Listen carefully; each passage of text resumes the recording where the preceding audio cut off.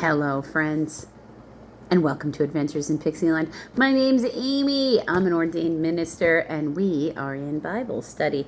We are in the NIV, and we are in Joshua chapter 10. The sun stands still is this heading. It's a rather fascinating idea.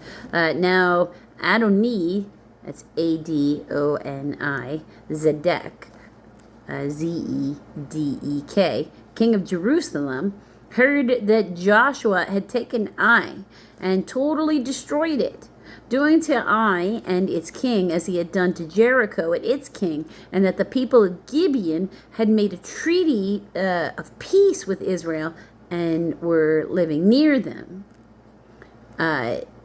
He and his people were very much alarmed at this, because Gibeon was an important city, like one of the royal cities. It was larger than Ai, and all its men were good fighters. So Adoni Zedek, king of Jerusalem, appealed to Hoham, Hoham, king of Hebron, Piram, Piram, king of Jarmuth, Jarmuth, Japhia, Japhia, king of Lachish, Lachsish, and Debir, Debir, king of Eglon, Eglon. Come up and help me attack Gibeon, he said, because it has made peace with Joshua and the Israelites. Then the 5 kings of the Amorites, the kings of Jerusalem, Hebron, Jarmuth, Lachish, and Eglon, joined forces. They moved up with all their troops and took positions against Gibeon and attacked it. Then the Gibeonites sent word to Joshua in the camp at Gilgal, "Do not abandon your servants. Come up to us quickly and save us. Help us, because all the Amorite kings from the hill country have joined forces against us." So Joshua marched up from Gilgal with his entire army, including all the best fighting men. The Lord said to Joshua, "Do not be afraid of them.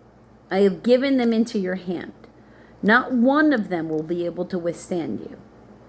After an all-night march from Gilgal, Joshua took them by surprise.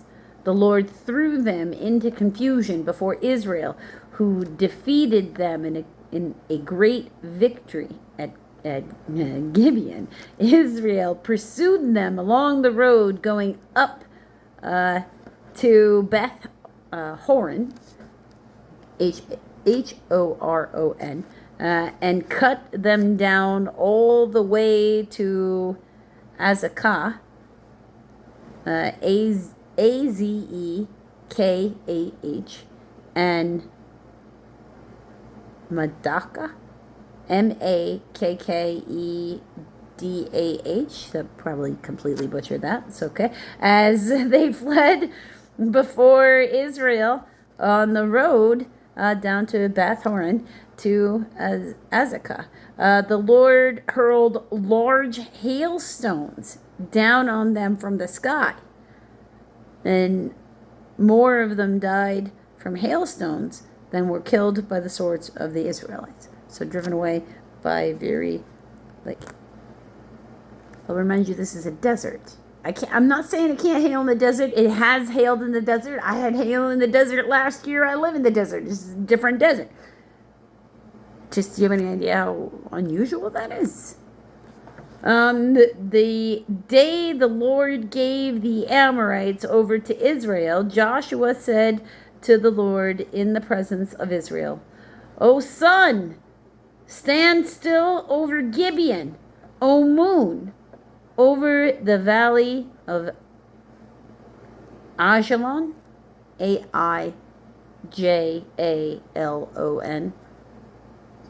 So the sun stood still, and the moon stopped, till the nation avenged itself on its enemies.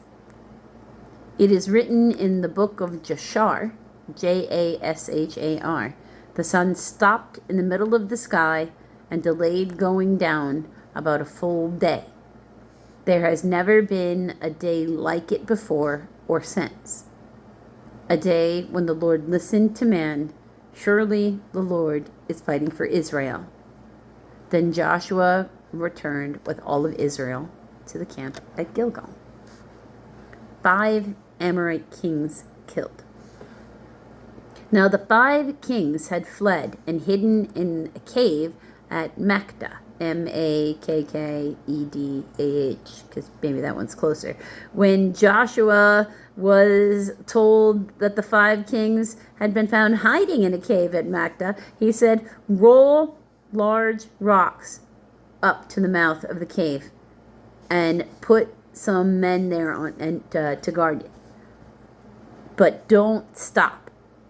Pursue your enemies, attack them from the rear, and don't let them reach their cities, for the Lord your God has given them into your hand. So Joshua and the Israelites destroyed them completely, almost to the man.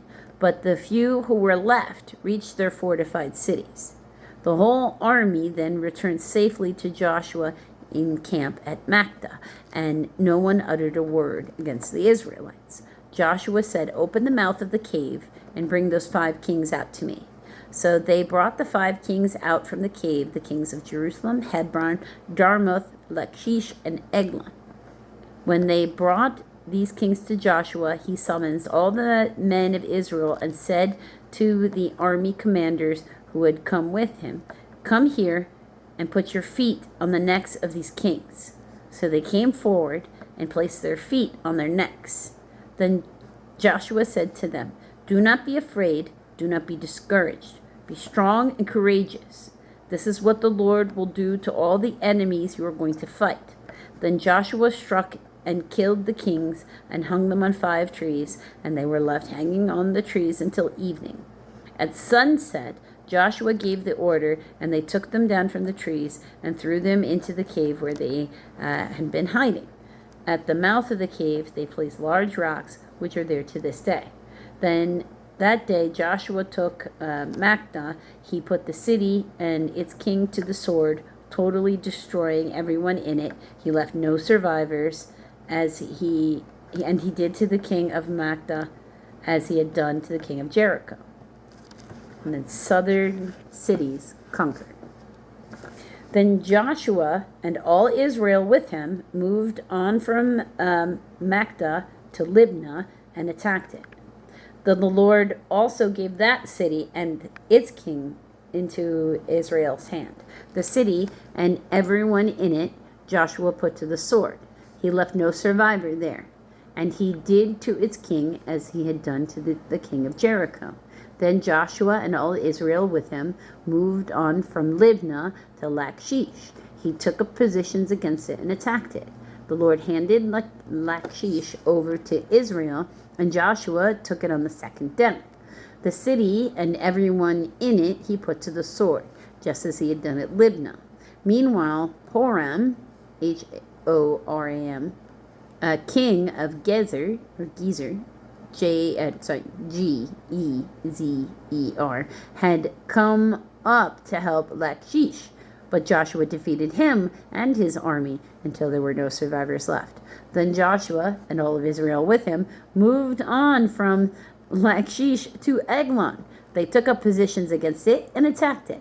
They captured it on the same day and put it to the sword and totally destroyed everyone in it, just as they had done to Lachish.